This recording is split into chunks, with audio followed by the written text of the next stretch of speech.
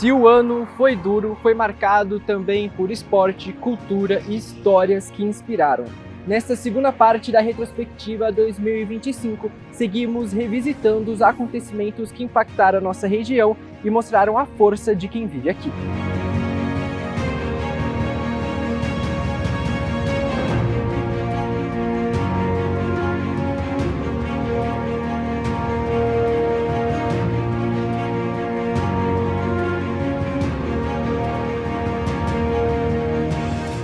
Tragédias, denúncias e julgamentos trouxeram à tona crimes, falhas nas instituições e a atuação da justiça, colocando a segurança pública no centro do debate da região. Em abril, um estudante de 18 anos morreu no Hospital Municipal de Americana enquanto aguardava uma cirurgia após queda de bicicleta. A família acusa o hospital de negligência médica. E o ortopedista falou que realmente teria que fazer um novo exame e deu mesmo uma pequena fratura, que ele tinha que fazer uma cirurgia para voltar ao lugar. E nisso foi imobilizou, né? Ainda depois, após a imobilização, já passou para a enfermagem para poder fazer a internação, a medicação. O médico falou que ele tinha que ficar em jejum, né? Sem alimentar, sem tomar água. E fez todos os procedimentos. Enquanto aguardava o horário de visita, a mãe Sueli trocou mensagens com o filho. Nas conversas, João demonstrava preocupação, mas tentava se manter calmo. Abre aspas. Amém. Tô um pouco com medo, mas tô me tranquilizando, fecha aspas. Escrevendo então João para sua mãe. Em outra mensagem, contou que um outro paciente faria o mesmo procedimento e demonstrou esperança. Abre aspas. Na verdade, já deu tudo certo. Só queria ir para casa logo. Fecha aspas. Em uma outra mensagem, João manda uma mensagem de voz para Sueli. Traz uma bermuda, a bermuda branca da Nike e uma blusa normal. Tá bom. Tchau, beijo, se cuida aí, hein? Em um outro momento, por volta das 9h44 da manhã da sexta-feira, João enviou uma foto de dentro do quarto do hospital para tranquilizar a mãe. Fui no horário da visita e eu falei assim, e aí, você perguntou se podia tomar água, alguma coisa? Ele falou, não. Fui lá, né, saí pro corredor, conversei com uma enfermeira lá no balcão e passei a situação dele. Ela perguntou, né, eu falei assim, então, ele tá em jejum, o médico perguntou. Ele falou que ele ia ficar em jejum, sem alimentação e sem a água, porque ele ia fazer uma cirurgia. E ela entrou lá no computador falando, a gente ainda não sabe o procedimento certo que ele vai fazer. Falei, mas como assim? Ele vai fazer uma cirurgia. E eu preciso saber o que está acontecendo, né? E aí, eu saí, ela falou assim, ele pode tomar, ele pode lavar a boca, bochejar, só não pode ingerir a água, não pode tomar. Falei, tá bom, então. Eu fui lá e falei com ele foi ao banheiro, fez tudo isso e voltou para a cama. E deitou. Logo após veio uma enfermeira, não sei o nome, né? Mediu a pressão dele. A pressão dele, ela perguntou, falou, você tá bem? Você não tá sentindo nada? Ele falou, não, tá tudo bem. Porque sua pressão tá muito baixa, sua pressão foi a 4. E eu não vou aplicar nem a dipirona, porque senão vai abaixar mais, e você tá com dor? Ele falou, não tô com dor, e nem vou te dar esse comprimido, essa medicação, só vou aplicar esse anti-inflamatório, mas eu não me recordo o nome. No que ela foi inserir o anti-inflamatório na veia, que tinha lá, não lembro bem o nome, que eles colocam lá. O acesso? O acesso, isso. Aí ele falou, para que tá ardendo. Aí ela removeu, né, tirou, e depois ela saiu.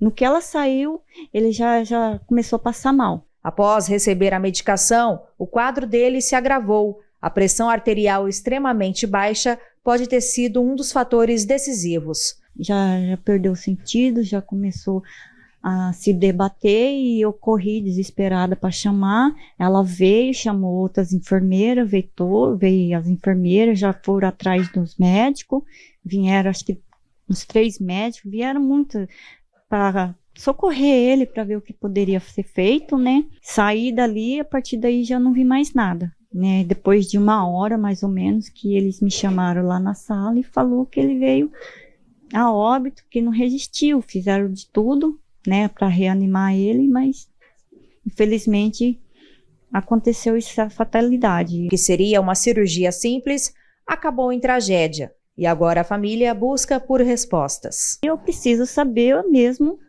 o que aconteceu. Quero justiça, quero saber se foi por causa da medicação ou o que foi. Seja lá o que foi, eu preciso saber. No atestado de óbito, informa-se que a causa da morte ainda depende de exames complementares. A família registrou um boletim de ocorrência e aguarda o laudo do Instituto Médico Legal para tomar as medidas legais. Eles acreditam que houve falha no atendimento e querem justiça.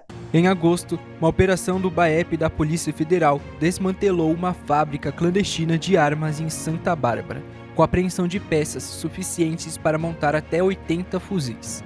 Informação de um veículo, promosei pela Rua Campinas, aqui na cidade americana, e dentro do veículo, o indivíduo estava com algumas peças do armamento da AR-15, para posteriormente serem vendidas, né? Aí voltamos até aqui, que é um local que eles usam como depósito, e encontramos aí que se especializaram aí no fuzil AR-15, né, na plataforma AR-15. Os envolvidos ainda indicaram um segundo endereço, em Santa Bárbara do Oeste.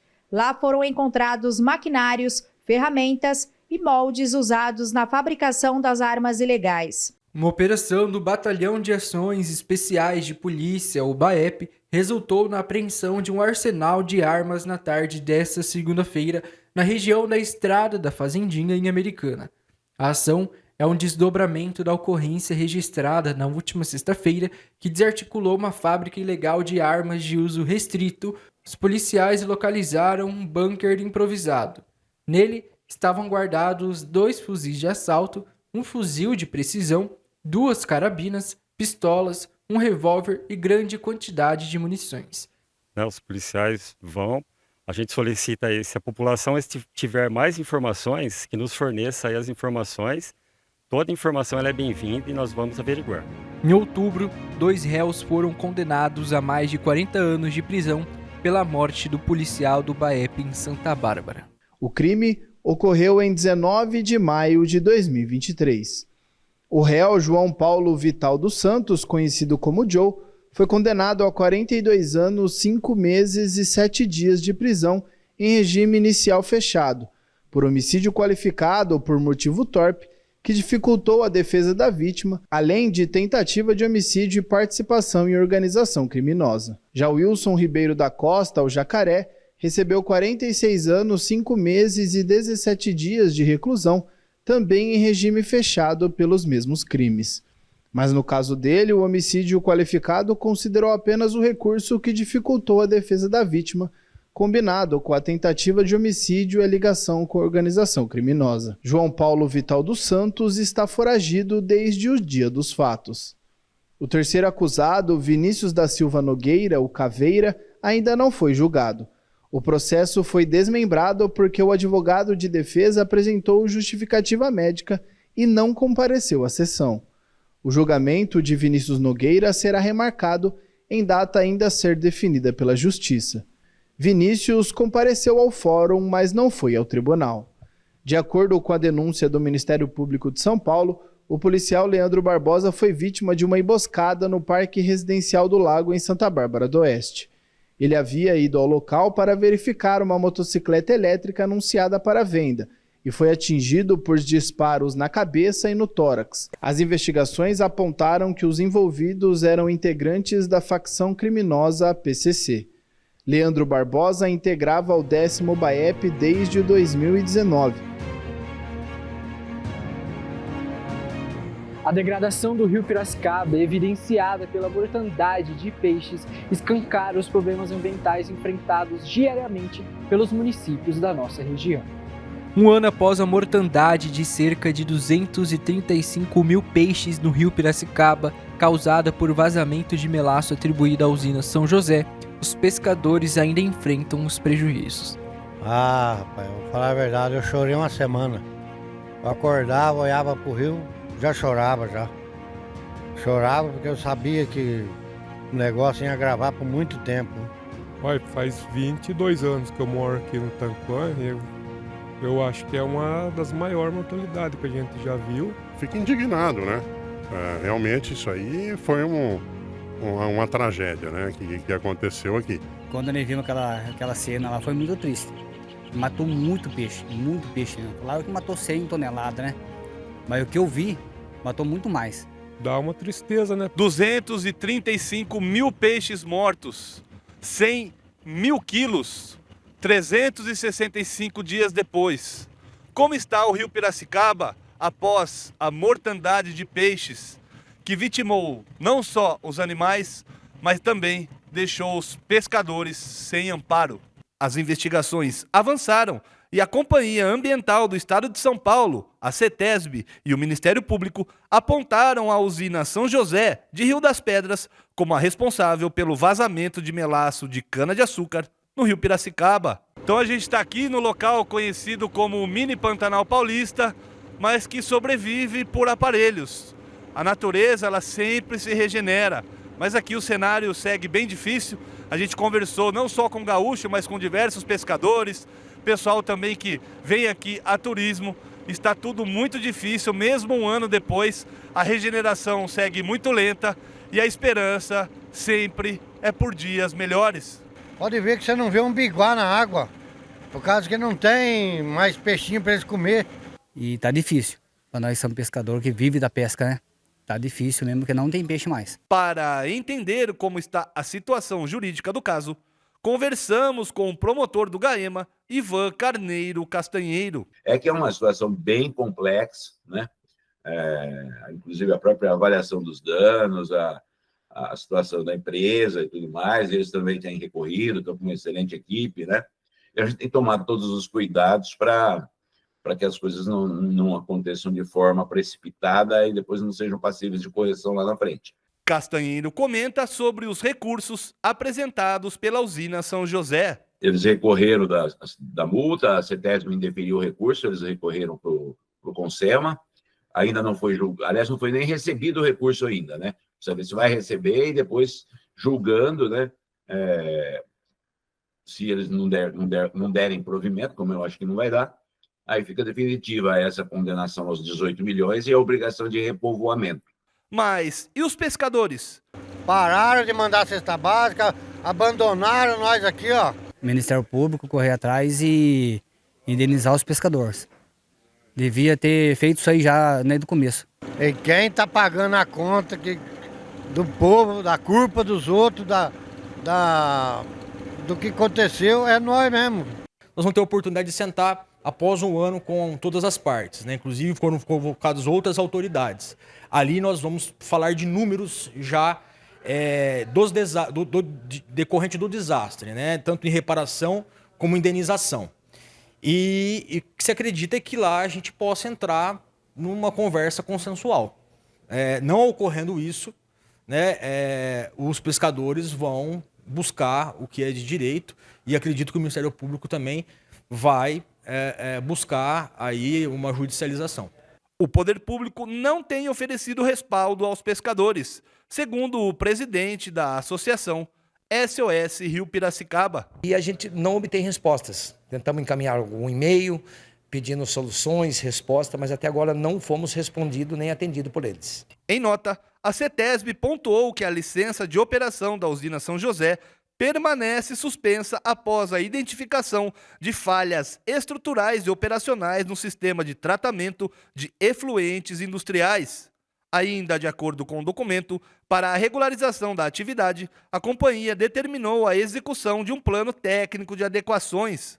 As ações estão em fase final de implantação e vêm sendo acompanhadas de forma direta pela equipe técnica da CETESB. Sobre os créditos oferecidos pelo governo do estado, a Secretaria de Agricultura e Abastecimento informa que, após a mortandade de peixes no rio Piracicaba, foi disponibilizada uma linha emergencial de crédito para pescadores artesanais diretamente afetados. O levantamento dos pescadores afetados foi feito em parceria entre a CAT Regional de Piracicaba e a colônia de pescadores local, permitindo identificar com precisão os profissionais diretamente impactados, segundo nota do governo do estado. O documento pontua que, ao todo, 42 pescadores que atenderam aos critérios e não apresentavam restrições junto aos órgãos de controle estadual ou federal foram contemplados com acesso ao crédito emergencial de R$ 25 mil. Não sei como que vai pagar esse dinheiro, por causa que não tem peixe. E a dificuldade enorme que nós estamos passando também. Não tem dinheiro para comprar gasolina, tá ruim até para comer. Viu? Além da medida emergencial, o governo do estado pontua que mantém permanentemente uma linha de crédito para aquicultura e pesca artesanal, com financiamentos de até R$ 100 mil por pescador, juros reduzidos e condições facilitadas. Os acordos relacionados à mortandade de peixes no rio Piracicaba, registrada em julho de 2024 e atribuída ao despejo de melaço de cana-de-açúcar pela usina São José, podem chegar a R$ 50 milhões. As informações foram apuradas pela TV Todo Dia na sede do Ministério Público em Piracicaba. Também estão previstas indenizações a mais de 100 pescadores que continuam com a atividade comprometida em razão da contaminação do rio. A ideia é que todo o valor, seja qual for o valor do dano ambiental como compensação ou o valor da multa, sejam revertidas em ações ambientais na região. Após mais de 3 horas de reunião, representantes do Grupo Farias, ao qual pertence a usina São José, apontada como responsável pelo despejo que matou mais de 230 mil peixes, não quiseram falar com a imprensa ou se pronunciar.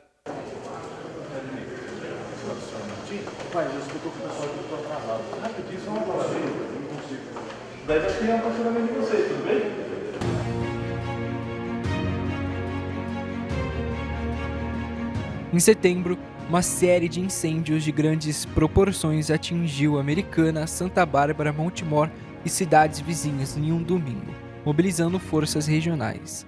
A seca severa e o vento forte transformaram o domingo em um dia de sobrecarga para o Corpo de Bombeiros na região de cobertura da TV Todo Dia.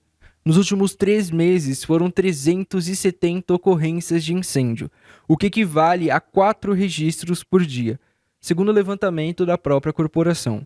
A combinação de estiagem prolongada, ventos fortes e baixa umidade favoreceu a propagação do fogo e expôs a fragilidade da prevenção em áreas urbanas e rurais.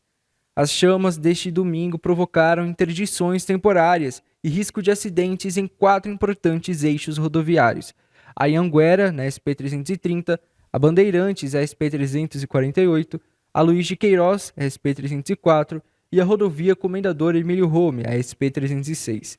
Em Santa Bárbara, a fumaça obrigou as concessionárias a bloquear trechos de acesso a Bandeirantes na altura da empresa Denso, enquanto em Americana, o tráfego na Anhanguera precisou ser desviado próximo ao pedágio para evitar colisões por baixa visibilidade. E, infelizmente, no mesmo momento, nós tivemos uma ocorrência no Jardim Firenze, na qual nós acabaram tendo 4 veículos queimados, segundo informações da nossa equipe que estava no local, 2 queimados totalmente e 2 parcialmente.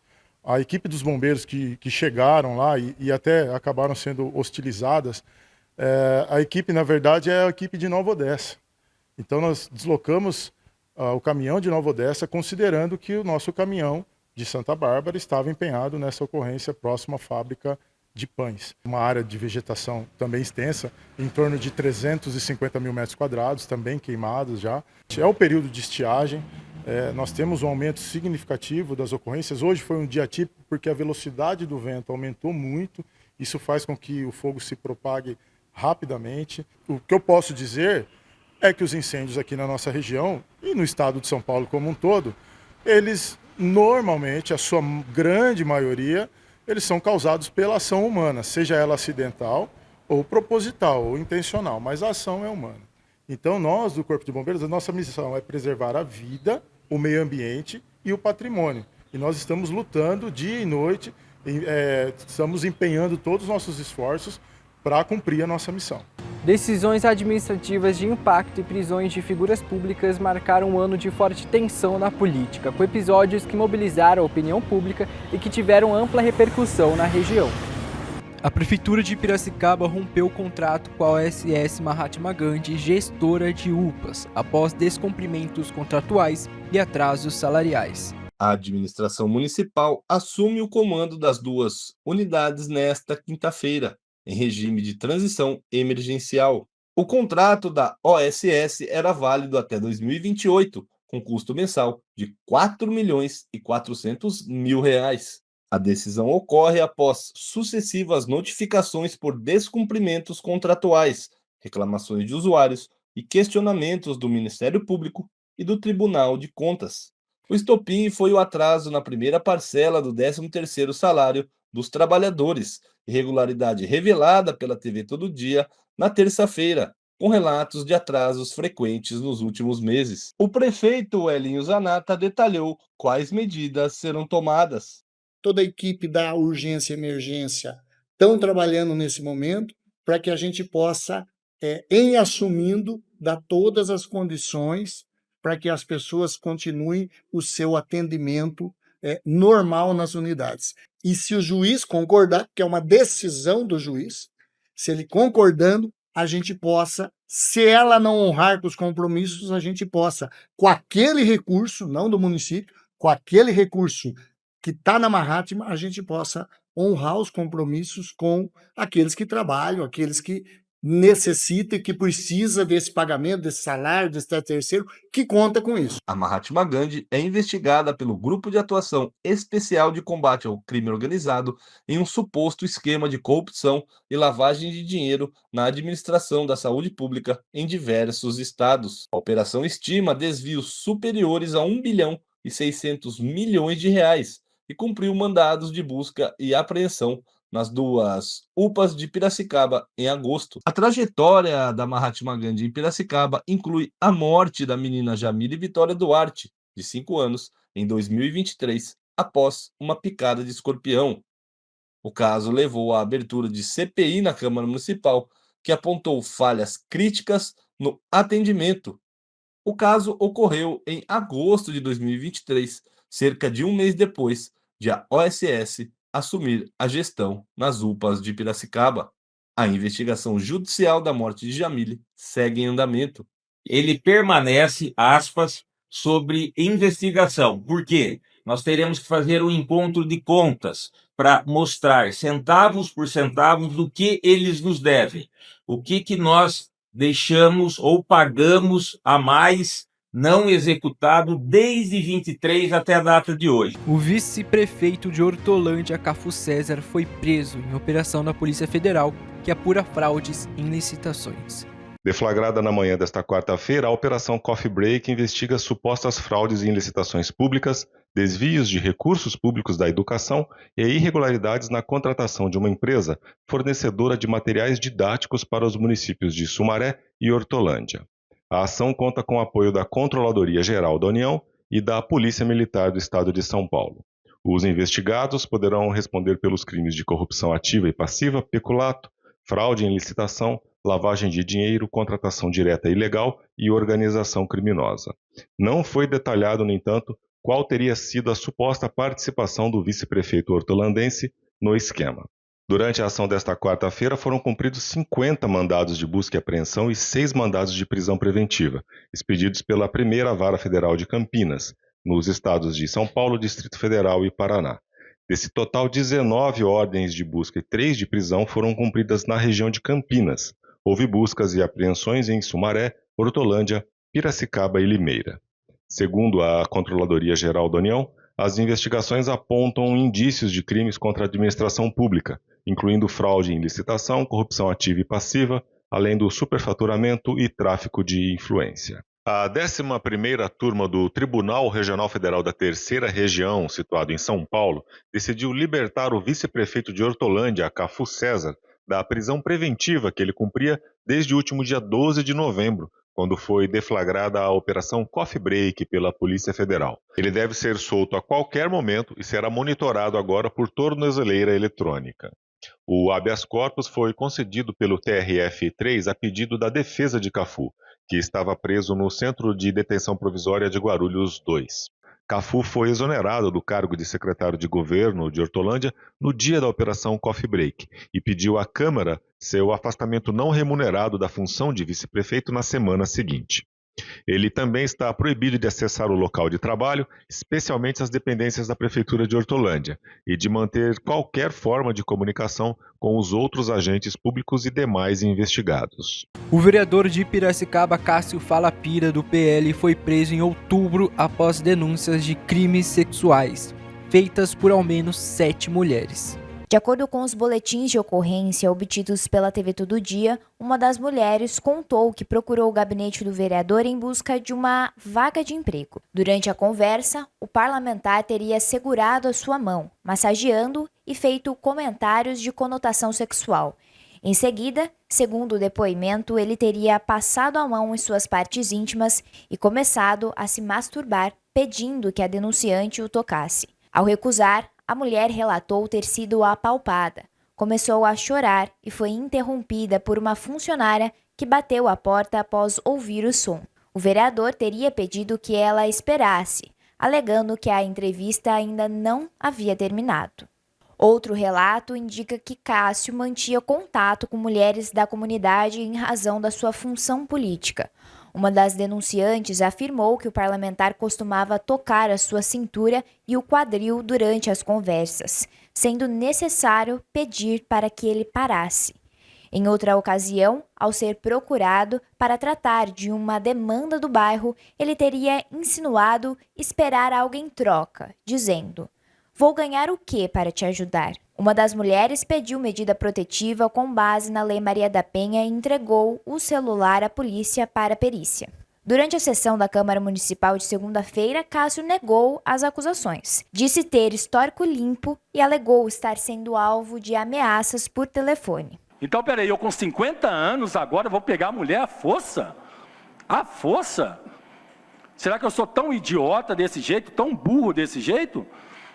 Que com risco dela gritar ali, agora eu tenho que ficar trancafiado na minha casa, pessoas ameaçando o meu gabinete. Não só existe esse vereador, atrás de mim tem outras famílias. Tem assessores meus que estão sofrendo, que também não dormem, que fica sendo questionado. Vocês, vereadores, estão sendo questionados, né? Opa, o que vocês vão fazer? Peraí. Primeiro nós vamos fazer justiça antes da justiça? Em discurso, o vereador afirmou que as denúncias seriam falsas e questionou a possibilidade de os supostos abusos terem ocorrido sem ninguém percebesse, devido à proximidade entre os gabinetes. Apontar dedo num gabinete desse tamanhozinho, ali a gabinete da senhora Raia é colado com o meu. O que ela conversa lá, eles conversam lá, a gente escuta aqui. E ali é tudo colado. Peraí, a pessoa não gritar? O parlamentar também criticou o que chamou de condenação antecipada e disse confiar no trabalho da Polícia Civil e da Justiça. Já estão me condenando antes de eu ser condenado pela Justiça?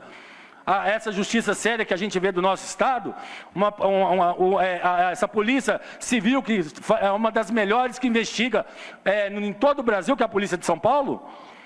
Tem a DDM das mulheres, não já foi lá? Fez a denúncia? Por que elas estão me atacando em rede social? Em nota, a Câmara Municipal de Piracicaba informou que acompanha o caso e colabora com as investigações, prestando suporte às autoridades e mantendo contato com a Procuradoria Legislativa para adotar as medidas administrativas e regimentais cabíveis.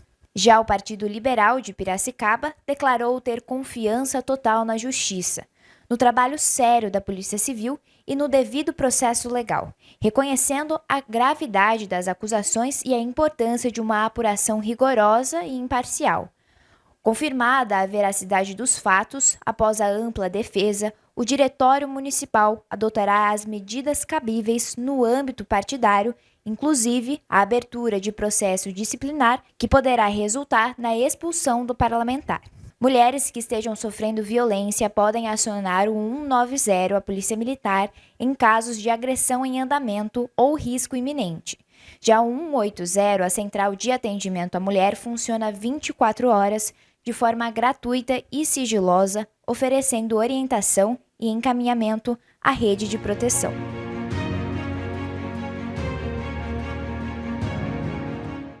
Estamos aqui, vivendo o dia a dia das nossas cidades. Somos vizinhos, conterrâneos e profissionais de saúde. Uma rede de pessoas que cuida e coopera para levar tranquilidade e qualidade de vida a cada canto do Brasil.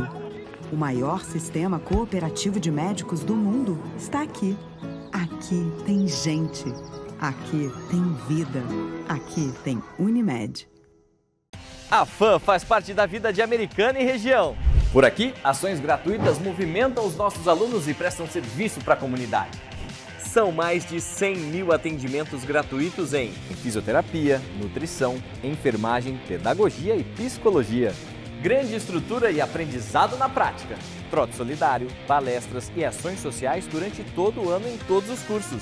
Acesse fam.br. Somos conhecimento, somos Faculdade de Americana. Quando você pensa em internet fibra, só existe um nome: Tec Plus Telecom. Internet de alta velocidade, Wi-Fi grátis, canais de TV, streaming, câmeras de segurança por assinatura e Wi-Fi com tecnologia Rede Mesh. Sua casa, empresa ou condomínio conectado. Tudo isso com preço fixo que cabe no seu bolso. Líder, confiável e o mais bem avaliado da cidade. Tec Plus Telecom, a internet que conecta você ao que importa. Quer o melhor? Chama no WhatsApp 19 99708 5488 ou acesse tecplustelecom.com.br. Tec Plus tem bom atendimento. Tec Plus conectando você ao mundo.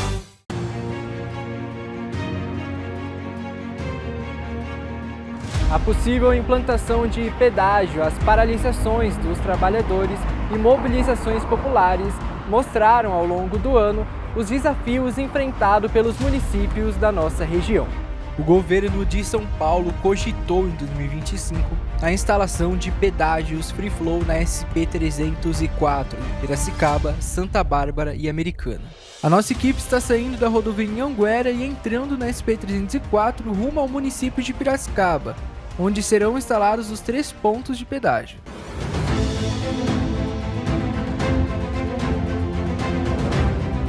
E aqui, na altura do quilômetro 122, próximo à saída da rodovia em Anguera e perto do aeroporto de Americana, está previsto de ser o primeiro ponto de cobrança do sistema Free Flow. Estamos saindo do primeiro ponto de cobrança próximo à Fazenda do Estado, rumo ao segundo ponto.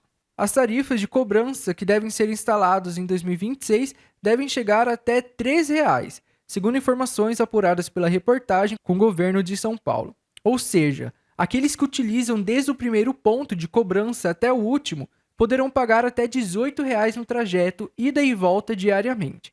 Por mês, o valor poderá chegar até R$ 360,00.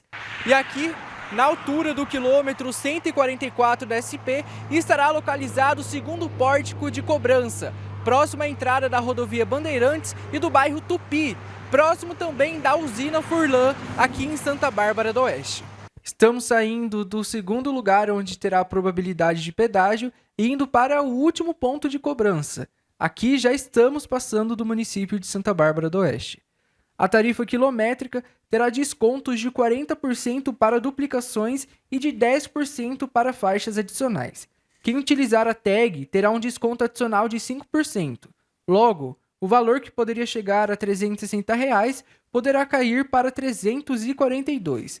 A cobrança será realizada por meio de reconhecimento das placas, por câmeras ou das tags. Será realizada por meio de boleto que chegará à casa do motorista em até 30 dias. E por fim, finalizando o nosso trajeto, aqui na altura do quilômetro 144, na rodovia Comendador Leopoldo Dedini, próximo à entrada do município de Piracicaba, estará localizado o terceiro pórtico de cobrança. Após a TV Todo Dia noticiar em primeira mão que o governo do estado pretende instalar pórticos de cobrança na rodovia Luiz de Queiroz, nos trechos de Americana, Santa Bárbara do Oeste e Piracicaba, o governador Tarcísio de Freitas, do Republicanos, falou sobre o tema em visita à região. Você gosta de pagar pedágio? Com certeza não, eu também não. Mas de que outra forma você conseguiria botar nessas rodovias daqui da região 16 bilhões de reais? Então a ideia é justamente ouvir, pô, isso aqui faz sentido, isso aqui não faz, isso aqui é importante, isso aqui garante sustentabilidade do sistema, isso aqui não, esse trecho pode sair, aqui eu posso tirar, aqui eu não posso. A gente vai fazer esses ajustes. Então esse bom relacionamento que eu tenho não quer dizer que eu não posso me posicionar contrário a qualquer ação que o governo vai fazer, ou que não concorde com algum projeto do governo do estado. Eu tenho a minha independência, graças a Deus conquistei a minha independência, de eu poder me posicionar, de eu poder tomar as decisões que eu acho corretas, que são para a população. E acredito que a gente vai ter que fazer esse enfrentamento, porque dá, né? Simples assim. Então, privatizando tudo, né? A sua vida, o seu ir e vir, né? E um governo que está entregando tudo, né, para a iniciativa privada. E nós vamos, sim, fazer o devido enfrentamento. O governador de São Paulo, Tarcísio de Freitas, do Republicanos, afirmou que não haverá a implantação de pedágios na rodovia Luiz de Queiroz, a SP-304.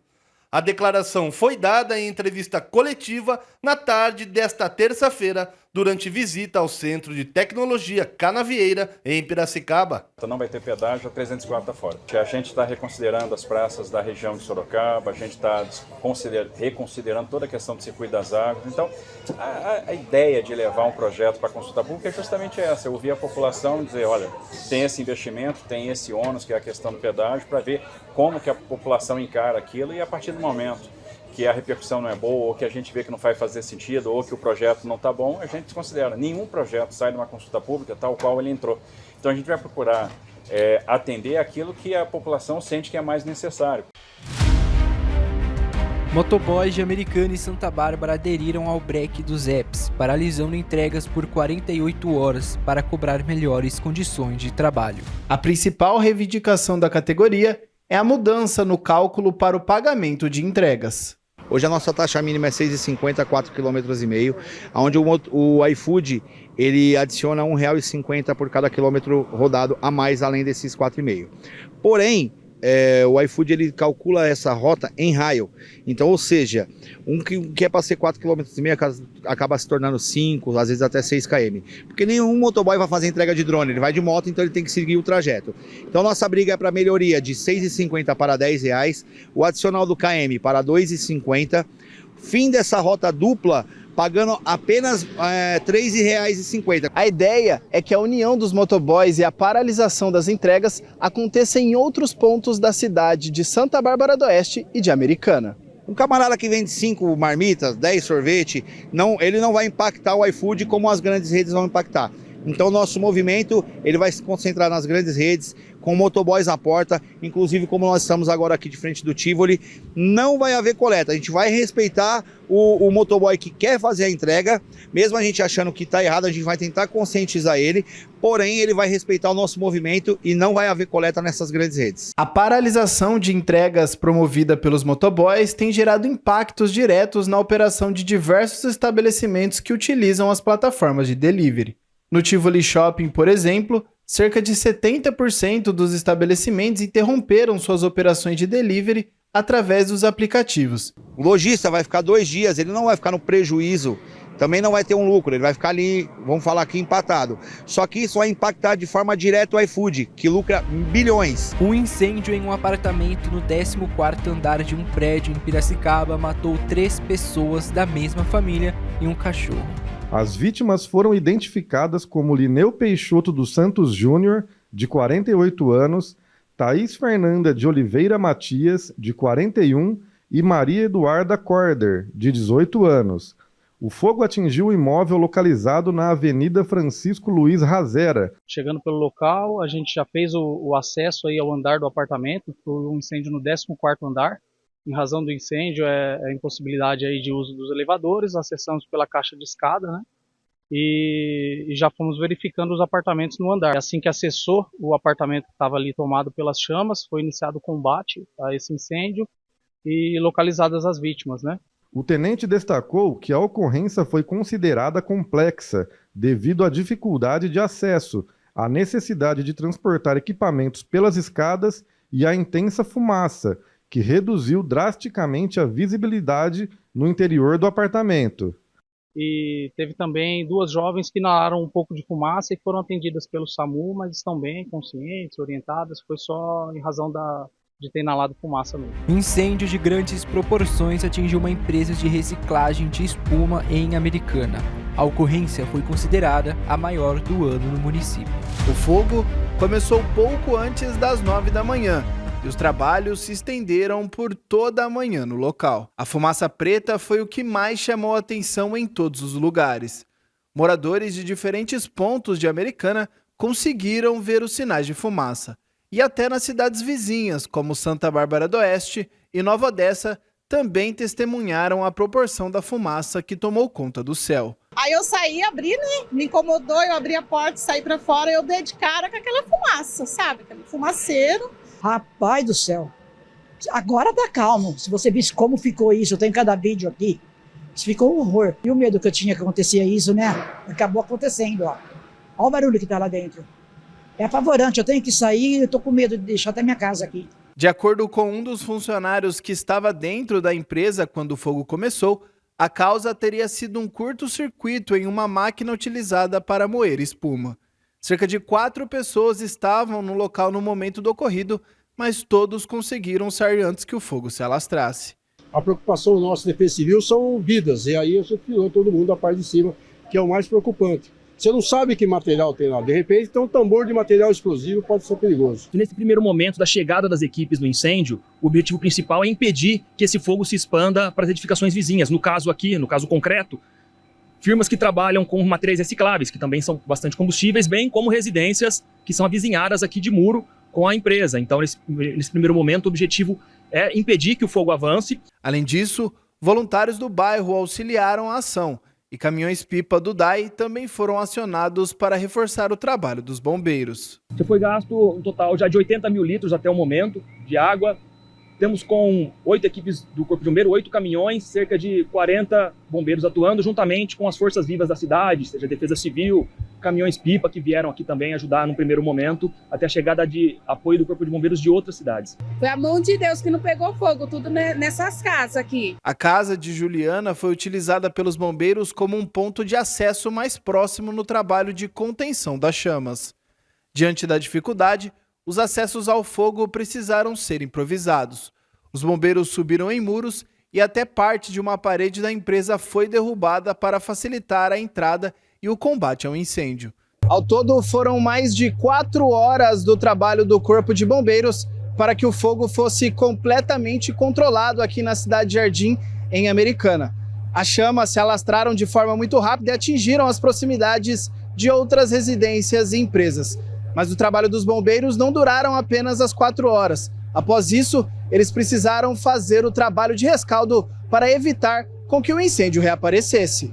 Depois que é feito o combate, a gente precisa revirar esse material, que tem uma alta carga de incêndio ali ainda para queimar, para que as chamas elas consigam se debelar de forma que não venham a se incendiar novamente. Então esse é o trabalho de rescaldo que é feito no segundo momento após o combate. Graças a Deus está tudo bem, está tudo ok com elas.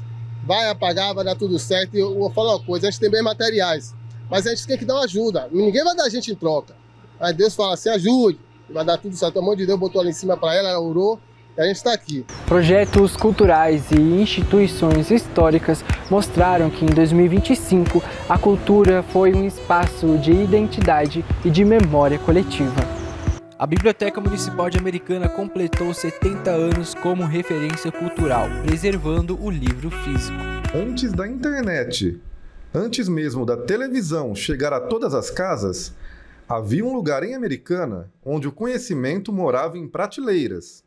A Biblioteca Municipal, criada em 25 de outubro de 1955, após mais de uma década de insistência da comunidade, transformou-se em refúgio de leitores e estudantes. 70 anos depois, o antigo prédio da Praça Comendador Miller ainda guarda o mesmo espírito, abrindo janelas para o mundo através dos livros. O sonho de uma biblioteca pública em Americana começou em 1944 e só se concretizou 11 anos depois, com a aprovação da lei que criou oficialmente a instituição. Nos primeiros anos, o acervo era pequeno e o espaço improvisado, mas a presença dos leitores manteve a biblioteca viva. O leitor que ele tem o hábito de ler, né, o livro físico, ele é apaixonado pelo livro, né? O que começou com cerca de 600 livros e 100 usuários, hoje conta com mais de 55 mil volumes e ultrapassa 60 mil atendimentos por ano. A Biblioteca de Americana continua evoluindo, unindo tradição e modernidade. O acervo oferece livros de diversos gêneros, desde literatura infantil e infanto-juvenil até romances e poesias, com obras de autores como Machado de Assis, Jorge Amado, Gabriel Garcia Marques, Carlos Drummond de Andrade e Fernando Pessoa. Eu acredito que nada vai substituir o livro físico. Nós temos a tecnologia, tem livro digital, tem outras plataformas, outras formas de divulgação do trabalho, mas o objeto livro, ele tem uma magia realmente. Eu gosto de capa de livro, eu gosto de manter a minha própria tradição de usar o livro físico, porque eu acho que ele tem uma magia, né? Só neste ano, mais de 2.000 alunos visitaram a biblioteca. Um menininho de 3 para 4 anos visitou com a escola a biblioteca. Passado 2, 3 dias, ele me encontra na portaria da biblioteca e fala: lembra de mim? Eu vim com a minha mãe, eu vim mostrar para minha mãe a biblioteca. Você passa o vídeo para minha mãe da menina que odiava livros? Ela vai ficar muito feliz. Para nós, gente, que às vezes conversando com as crianças pequenininhas, eles não estão nem te ouvindo. Muito estão ouvindo, muito estão prestando atenção. E eles trazem os pais aqui para conhecer a biblioteca. Eu gostei bastante do livro, quando tocou do assunto do Capitão Cueca, que marcou bastante quando eu era bebezinho. Minha mãe sempre colocava para mim dormir. E eu achei muito legal esse livro, sem contar de mangá, que eu gosto bastante também. Eu também gosto muito daqui, né?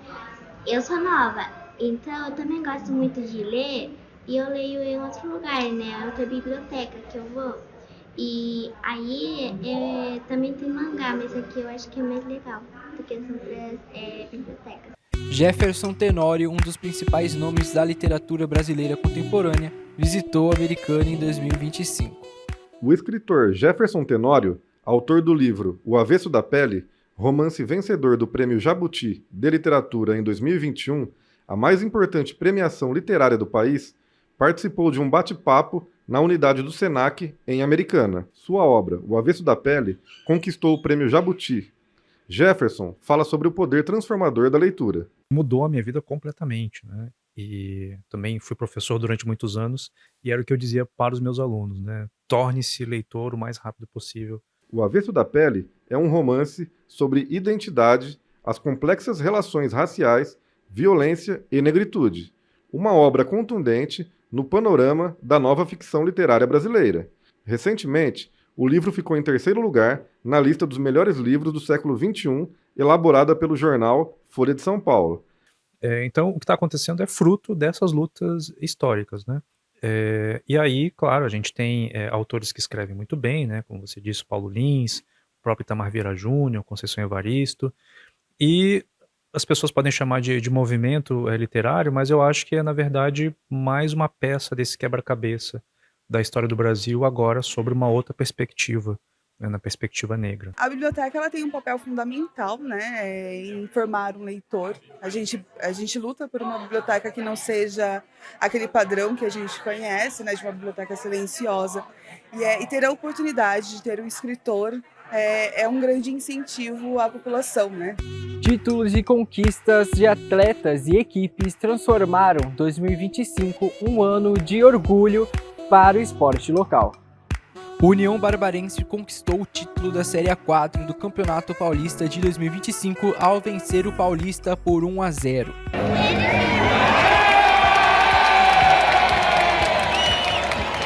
O Leão da 13 venceu o Paulista de Jundiaí no sábado e conquistou o título inédito. Esta foi a primeira vez na história em que o União foi campeão jogando em Santa Bárbara do Oeste. Os outros 3 títulos na história unionista foram conquistados fora de casa. Messias arriscou o chute de fora da área, a bola desviou na defesa e voltou para ele mesmo, que já dentro da área finalizou com categoria, só tirando do goleiro Lucas Gomes para explodir a toca do Leão.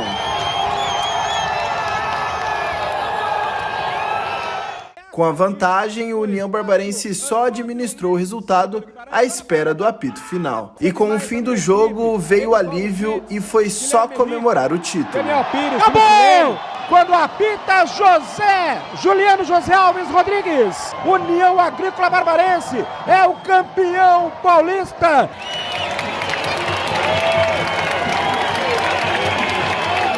Então, graças a Deus, Deus nos abençoou, a mão dele estava aqui e conseguimos conquistar esse nosso objetivo. E esse foi um primeiro passo, eu tenho certeza que o União vai voltar a estar numa 2, a estar numa 1.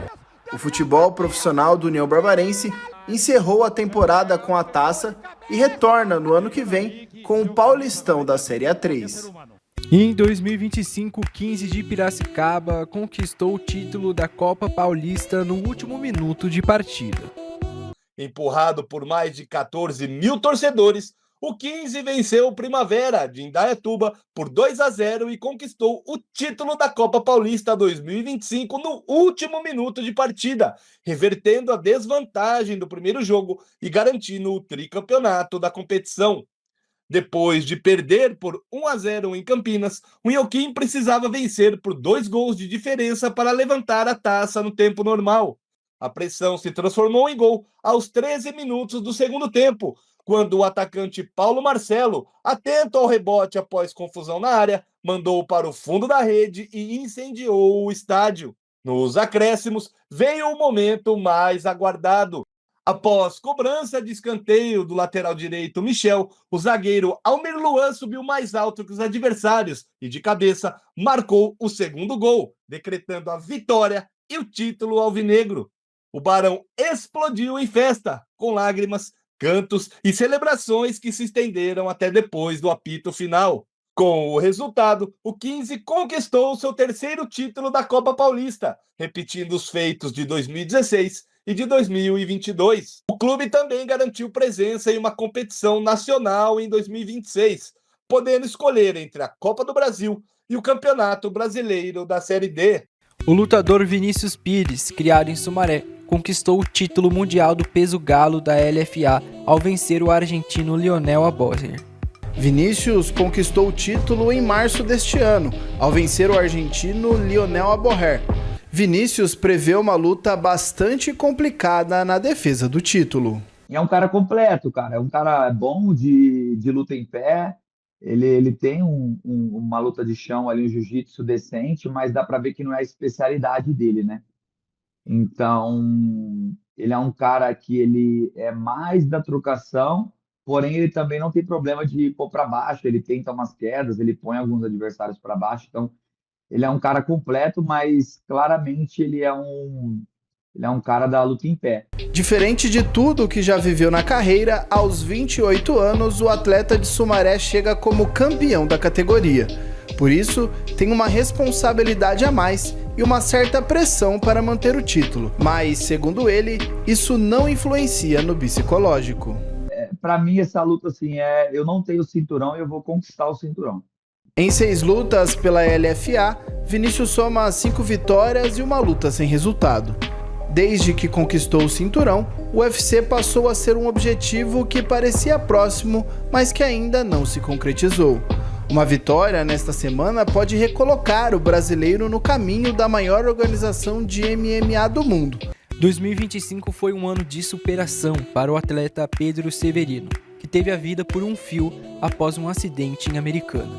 O jovem, que é nascido em Ribeirão Preto, é vítima do acidente que aconteceu na rodovia Anguera, em Americana, na madrugada de terça-feira, quando um carro bateu na traseira de um caminhão. Pedro Severino estava no banco do passageiro e sofreu ferimentos graves, inclusive constatado um traumatismo craniano. Vídeos divulgados pelo Hospital Unimed de Ribeirão Preto mostram o jogador Pedro Severino, de 19 anos, junto com a família, quando o jovem recebeu alta hospitalar na terça-feira, dia 10 de junho. O atleta ficou internado 96 dias após sofrer um acidente na rodovia Anhanguera, em Americana, no dia 4 de março. O pai de Pedro, Lucas Severino, que é ex-jogador, comentou o sentimento da saída do filho no hospital. A gente sabe que tudo que ele já surpreendeu, e é inacreditável como todo mundo fala aqui em casa, a gente pode esperar muito mais, então é voltar à vida normal. Óbvio, a gente sabendo que ele tem uma longa caminhada de reabilitação. Segundo a doutora Amanda, cardiologista coordenadora de enfermagem, Pedro já vinha tendo contato com a bola nas sessões de fisioterapia realizadas no hospital. A volta aos gramados é possível, mas é tratada com muita cautela pela equipe médica. Para mim, só gratidão. Gratidão. E a sua palavra de hoje? Alegria. Alegria.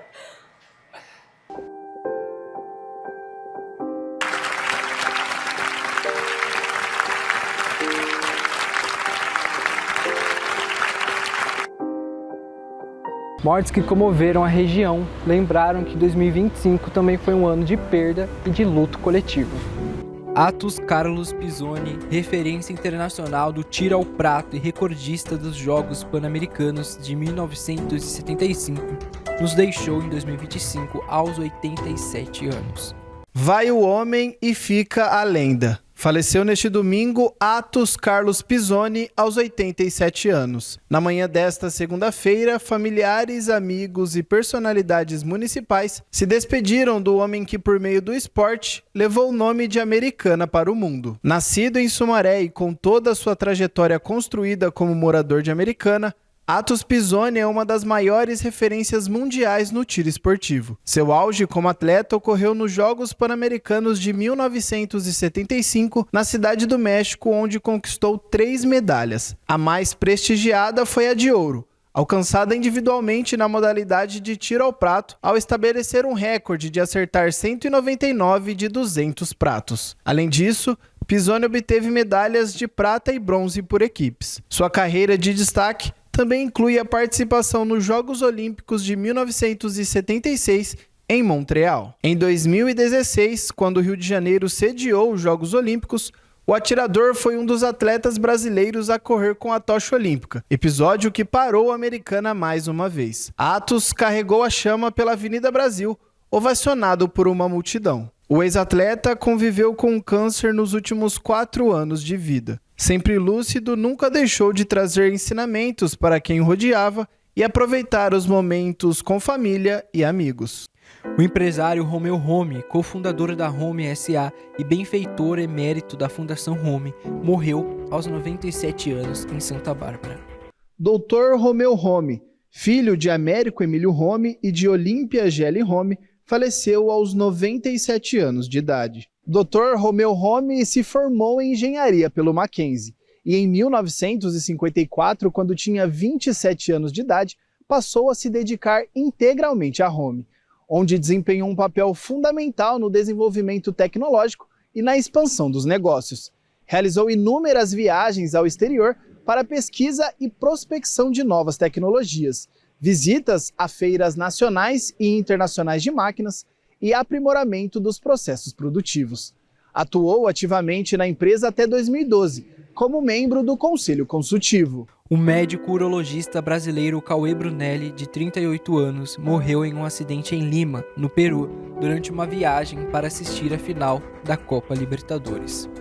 Ele bateu a cabeça em uma estrutura enquanto estava no veículo. A vítima acompanharia a final da Copa Libertadores da América entre Palmeiras e Flamengo, disputada no sábado. Ele atendia pacientes em consultórios particulares de Limeira e de Campinas. A identidade da vítima foi confirmada em primeira mão à TV Todo Dia por amigos que também estavam na capital peruana para acompanhar a partida. Desotti chegou a lecionar na Faculdade São Leopoldo Mandique. Nas redes sociais, o Palmeiras lamentou a morte do torcedor e manifestou solidariedade aos familiares e aos amigos. No documento, a Sociedade Esportiva Palmeiras relatou que, de acordo com autoridades locais, O torcedor foi vítima de um acidente enquanto passeava em um ônibus turístico. A agremiação manifestou a solidariedade à família e aos amigos neste momento de dor e tristeza. A Faculdade São Leopoldo Mandic também se pronunciou sobre o caso e destacou a dedicação de Desotti. A retrospectiva é mais do que relembrar os fatos, é entender como cada acontecimento se conecta com a vida das pessoas. Entre dores, lutas e conquistas, 2025 deixa aprendizados e desafios que seguem conosco. A TV Todo Dia agradece a sua companhia e segue em 2026 contando as histórias da nossa região. Até mais!